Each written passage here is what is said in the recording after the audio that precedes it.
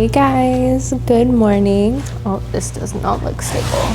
It's bright and early at the pottery studio. I've actually never come this early. It is so nice and quiet and peaceful, so I think I'm gonna start making this a habit, especially since I am working full-time now and I have my mornings and my evenings free to me. I don't have any school projects. It feels so good. I came this morning just to get some footage in. I wanted to show you guys my pieces that I'm going to be glazing.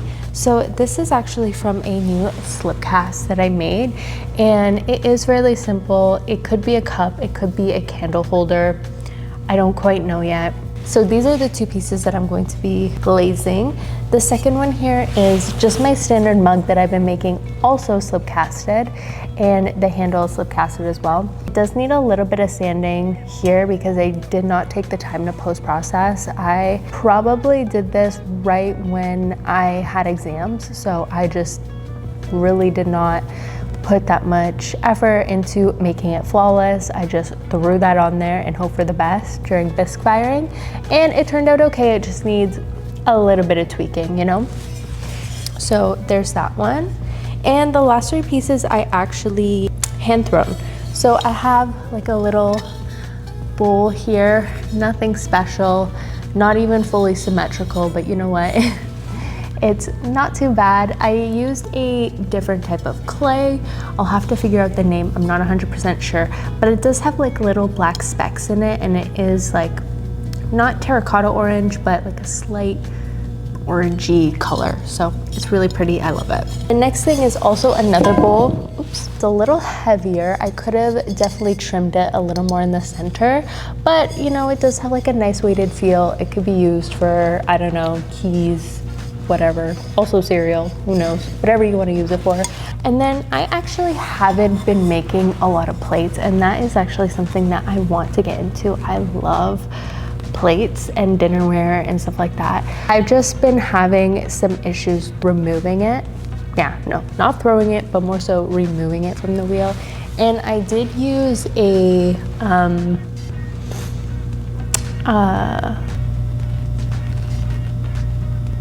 oh my God, okay, sorry, it's 6, like I said, it's 6:30, so my brain's not fully working.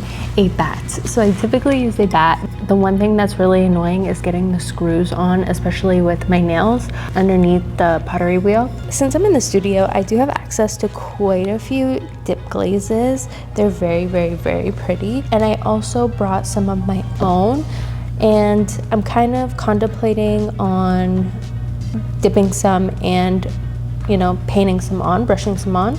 I did recently buy this liquid latex for the bottom because I just haven't had much luck removing it from the bottom, and I feel like it just kind of gives it a messy look when it's kind of just sponged off. Like, oh my God, this stinks. I didn't realize how bad that stank. Anyway, so I'm just going to dip this in. Wow, it's actually really stinky. I'm not exaggerating. I can't even tell you what it smells like. It smells that weird. Well, that's good. I figured this out in an open space and not in my apartment, because that would have been fun. So I actually don't think I've really used liquid latex before. I hope it's easy to remove. I'm not sure in terms of like how much I should put, but we're gonna go with the flow today. So it's September. I'm a little sad that it's already approaching the fall time. I feel like I really didn't enjoy this summer just because I was locked up inside studying. And when I had 2 weeks off, I didn't have luck with the weather. I had plans with my family to go to the beach and go kayaking, and unfortunately it didn't happen. This is my most recent slip cast that I did, and I did this really quickly, maybe like a month ago. I was feeling like, oh, kind of overwhelmed with school. I decided to mock that up really quickly. It's actually just from my 3D printer. So I do have clips on it on my Patreon showing how I made this 3D printed mold and how I was able to directly pour slip inside of the 3D printed base. And I was so astonished that it worked so well, just because it eliminates that whole process of using silicone. Like, it's absolutely crazy. And I realized that it's actually reusable too. You can't get as much wear from it as a silicone mold, but it's still good. Like, a plaster mold lasts a lot longer than people think, especially if you take care of it and you clean it, it lasts. Honestly, that might be the way to go, especially for just like research and discovery and stuff like that. And if it's something I see myself making like 10 molds from, then I can just, you know, at that point invest in the silicone mold. And it's not like it's crazy expensive, but if you're just kind of testing and playing around, silicone does add up. And it's also, you know, like the environmental aspect of it. You can reuse it in the sense where you can like cut it up and put it in other molds, but it's not really something that breaks down. So I don't know, just something to think about, I guess. This is a very therapeutic process. Glazing and under glazing is just so therapeutic, especially if you have like the time to really put into your work. I find like, oh my goodness, it could just, it's just an art piece, right? At the end of the day.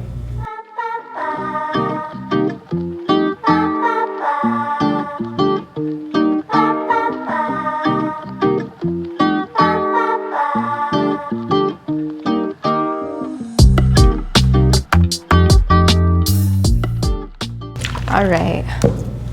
Oh, I actually have something to show you. Okay, so there's this glaze. It's called Snowflex, and I love it, but it's so drippy. So this is what it looks like. Yeah, so it didn't even like get to this bottom portion, but it dripped all here. So what I think I'm gonna do, and inside here, what I think I'm gonna do is put the Snowflex on the top portion here, and then I'm gonna paint this white. And then hopefully it gives like a nice drippy effect. Hopefully, I don't know. I think we're just gonna do that for one, just in case it doesn't work out.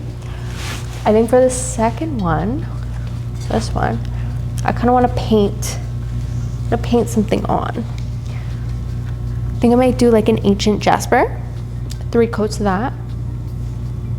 I don't know. Let's get started with the painty ones, because those ones take a little longer to dry anyway. All right. It's good that I'm taking a video of this, because I often forget what I do in terms of glazes, like what mixtures I do. So having like a vlog, a video diary of what these glaze combinations are will help me, but it will also help you to know what works.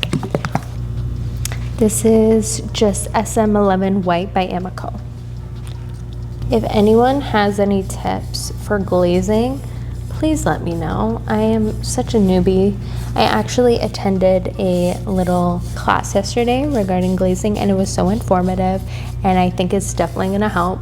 But I think what it really comes down to is just testing your pieces, doing multiple tests, probably just failing a lot until you find your flow. That's kind of like the main part that I got from it. Like, there's a bunch of techniques that you can do, but really to figure out and learn how to glaze, you just have to fail a bunch of times, like this piece. So even if I don't have the most like glamorous pretty piece, I'm still gonna glaze it, just because I want to learn the technique, like what happens when you mix a couple colors, like what it will look like. And obviously there's a ton of different variables, but I think this is a great first step. You know, you gotta start somewhere. I think I'm just gonna do this one all over.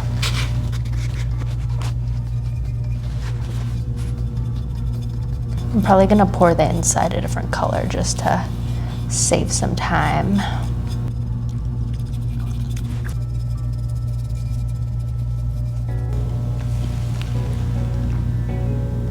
Gonna let that one dry. I have this one, Lavender Mist by Speedball, and I want to kind of try it, but I don't know on what. I might just sacrifice this guy.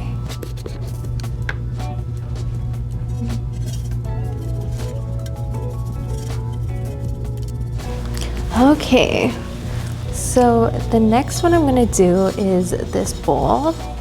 And I'm gonna dip glaze this. I got the liquid latex on the bottom. And we're going to just do a little dip glaze. Keep it simple.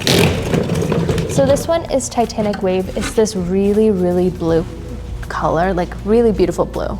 Looks like this. And I'm just gonna mix it up and do a little dip. Do you like my Crocs? I got like a little Hello Kitty charm on there.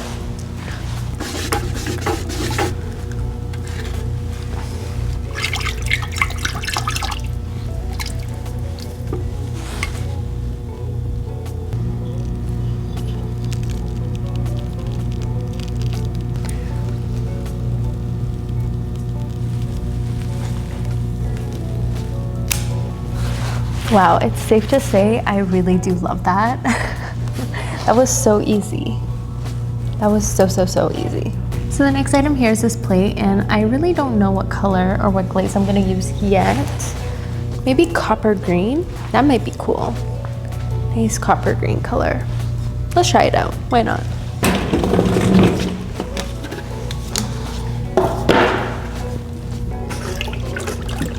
Glazing is always a process because you have to make sure that you mixed everything really well so all the compounds are mixed together.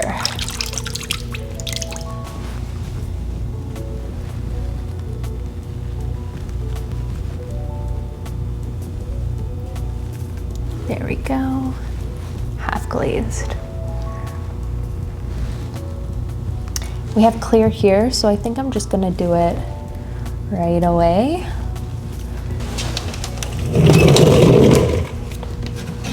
Clear.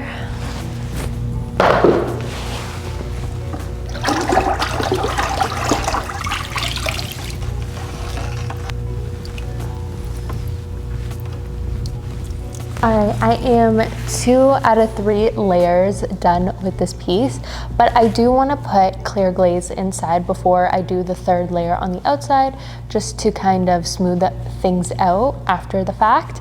So I have this little, where'd it go? I have this little measuring cup here. I'm going to put some clear glaze inside, put it inside the cup here, wiggle it around, and then dump it out.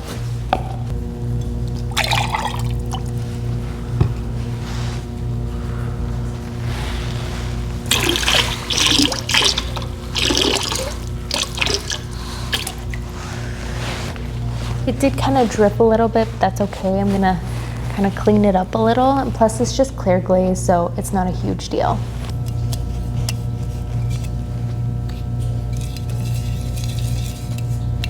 All right, guys, so this is the last one we're gonna dip glaze, and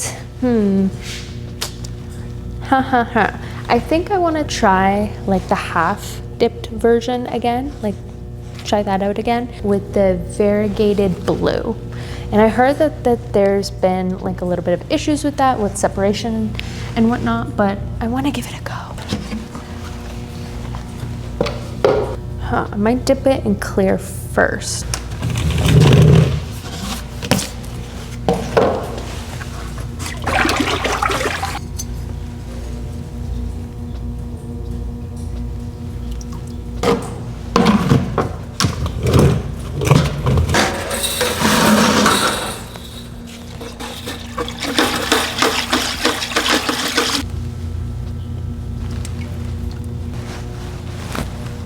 I hope it looks pretty.